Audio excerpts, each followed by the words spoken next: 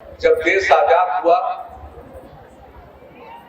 तो ये तय हुआ कि हमारा अपना संविधान होगा।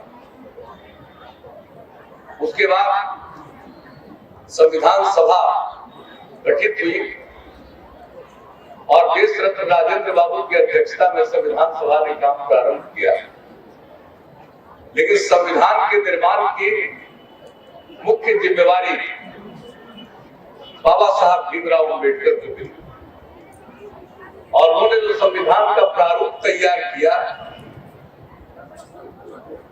उसे संविधान सभा ने स्वीकृत किया और वही आज देश का संविधान बना।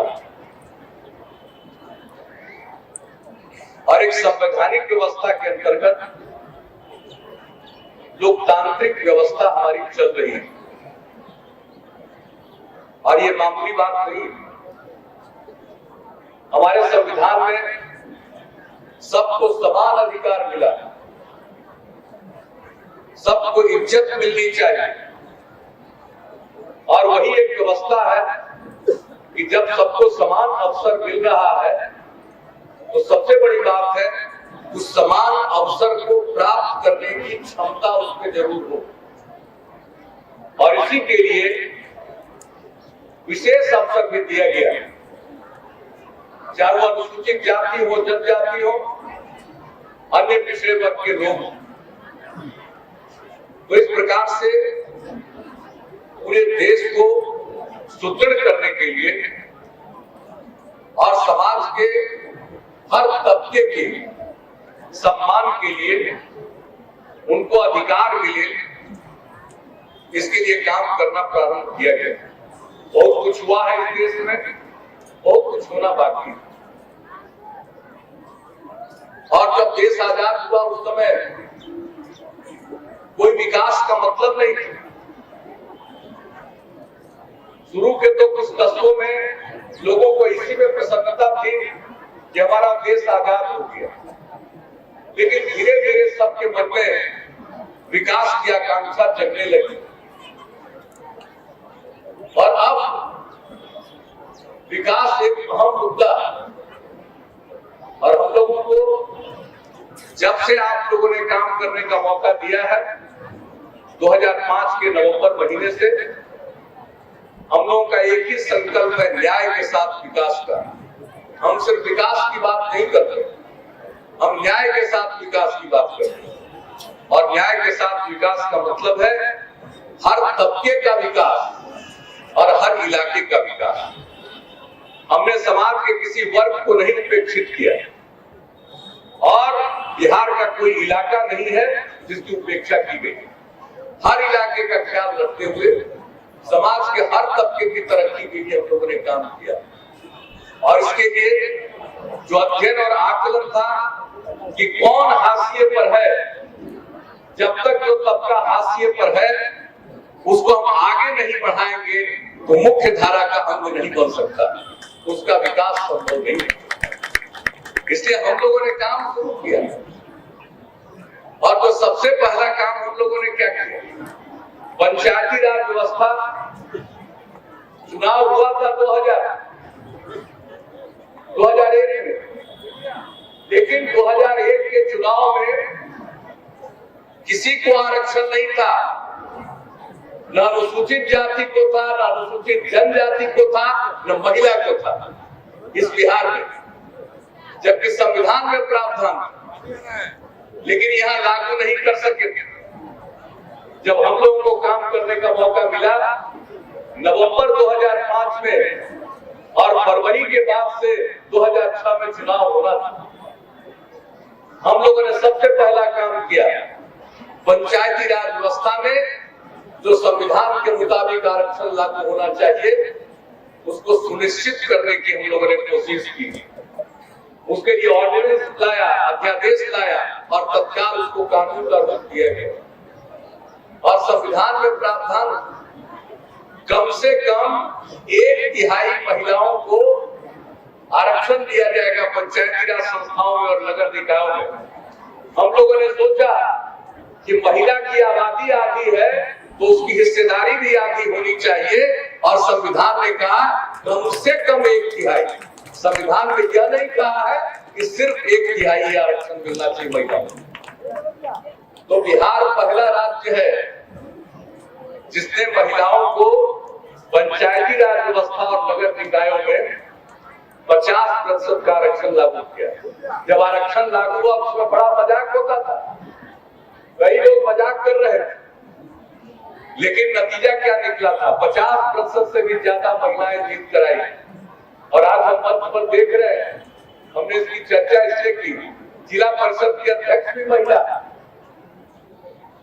प्रखंड की प्रमुख भी महिला, लेकिन पुरुष भी उपेक्षित नहीं है। हमारे मुखिया तो पुरुष है, लेकिन वार्ड मेंबर भी महिला।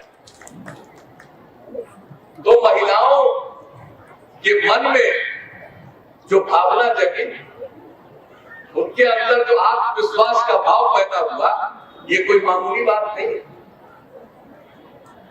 और समाज के हर तबके में इसको लेकर हुआ। अनुसूचित जाति, अनुसूचित जनजाति को मिला, और पिछड़े वर्गों में भी जो अति पिछड़े वर्ग के लोग थे उनको भी 20% का आरक्षण दिया। कहां कल्पना करता था कोई सोचता नहीं था पहले। और ये इस बिहार में हम लोगों ने लागू करके दिखा दिया। और उसके बाद 3 चुनाव हो चुका, 2006 में, 2011 में और 2016, और उसी तरह से नगर निकायों का चुनाव 2007 में, 2012 में और 2017 में। तो कोई भी काम, और हम लोगों ने कानून बनाया, उसको कितनी चुनौती दी गई, न जाने कितना उसको चुनौती दिया गया, लेकिन कहीं से भी उनको इस कानून में कोई कमी नहीं थी। इस तरह से सोच समझ करके संवैधानिक व्यवस्था को ध्यान में रखकर बनाया गया। ये जो हम लोगों ने कानून बनाया वो बिल्कुल खरा उतरा। हाई कोर्ट ने भी और सुप्रीम कोर्ट ने भी इसके पक्ष में फैसला किया। तो इस तरह से हम लोग काम करते हैं। और पंचायती राज व्यवस्था को सुदृढ़ करने के लिए गांधी जी ने कहा था विकेंद्रित तरीके से विकास हो, और हमारा विश्वास है गांधी लोहिया जयप्रकाश के विचारों, विकेंद्रित तरीके से विकास हो, और उसके लिए पंचायती राज संस्थाओं का सुदृढ़ीकरण जरूरी है। इसलिए हम लोग लगातार इनके सुदृढ़ीकरण पर बल दे रहे हैं। केंद्रीय वित्त आयोग से भी मदद, राज्य के वित्त आयोग से भी मदद, और उसके बाद अभी जो हम लोगों ने तय किया विकेंद्रित तरीके से काम, जो हमारे 7 निश्चय के अंतर्गत है, हर घर नल का जल, हर घर तक पक्की गली और नाली का निर्माण, हर गांव को सड़क से जोड़ने की योजना तो हमारी पहले से। लेकिन जब गांव में खुल गया, लेकिन कभी कभी कुछ टोले होते हैं जो गांव के बगल में रहते हैं, उसका अलग से कोई नाम नहीं होता। तो उन टोलों को भी पक्की सड़क से जोड़ने के लिए 7 निश्चय में हम लोगों ने टोला संपर्क योजना की शुरुआत कर दी। और ये सब काम विकेंद्रित तरीके से करवा। शौचालय का निर्माण हमारे 7 निश्चय में था, हर घर में बिजली का कनेक्शन, जो हम लोगों का लक्ष्य था, और बाद में केंद्र ने भी इसको मंजूर किया। और जो लक्ष्य हम लोगों ने रखा था, हर गांव तक बिजली पहुंचा दिया गया 2017 के दिसंबर तक। उस टोले बच गए थे, वहां तक पहुंचा दिया गया अप्रैल 2018 तक। और हर इच्छुक व्यक्ति के घर तक बिजली का कनेक्शन देने का, संपर्क देने का लक्ष्य था दिसंबर 2018। लेकिन हम लोगों ने इतनी प्रतिबद्धता से काम किया कि लक्ष्य को हम लोगों ने 25 अक्टूबर 2018 में पूरा कर दिया। 2 महीना पहले लक्ष्य को पूरा किया। और आप जान लीजिए, बिजली के क्षेत्र में जब इतना काम हो गया, अब हर इच्छुक व्यक्ति के घर में बिजली का कनेक्शन, सारा सब कुछ कर दिया। लेकिन अब हमने अपने ऊर्जा विभाग को निर्देश दिया है, और 2 निर्णय और हुआ है कि जितने पुराने तार और जर्जर तार हैं बिजली के, उसको बदल देना है। और एक भी पुराना और जर्जर तार नहीं रहेगा और इस लक्ष्य को भी इस साल 2019 के दिसंबर तक में प्राप्त कर लिया जाएगा।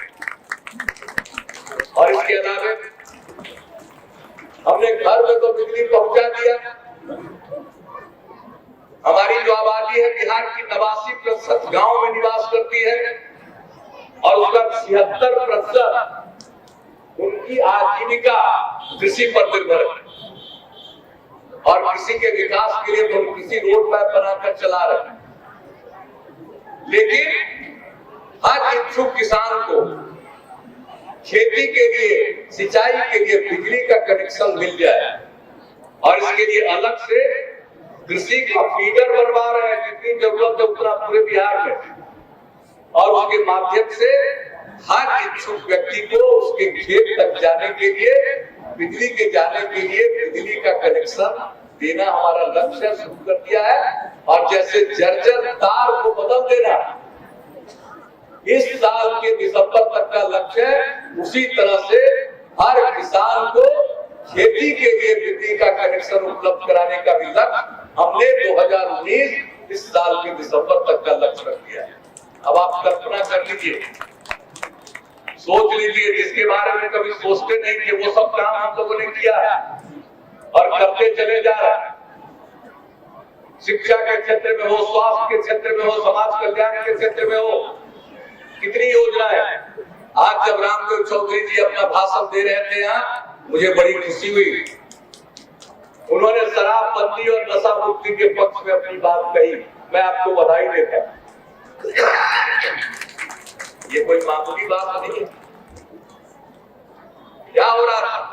लोग अपनी गाढ़ी कमाई का पैसा शराब में बर्बाद कर रहे थे, घर लौट कर जाते थे, घर का वातावरण बहुत खराब होता, घर लौटते थे, झगड़ा करते थे, पत्नी बाल बच्चे सब दुखी रहते थे और महिलाओं ने मांग की शराबबंदी कीजिए। 9 जुलाई 2015 को पटना में श्री कृष्ण मेमोरियल हॉल में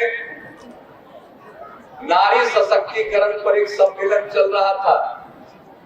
हमने अपना भाषण समाप्त कर दिया था, हम अपनी जगह पर वापस चले गए थे, तब पीछे से 4-5 महिलाओं ने आवाज लगाई कि शराबबंदी लागू कीजिए।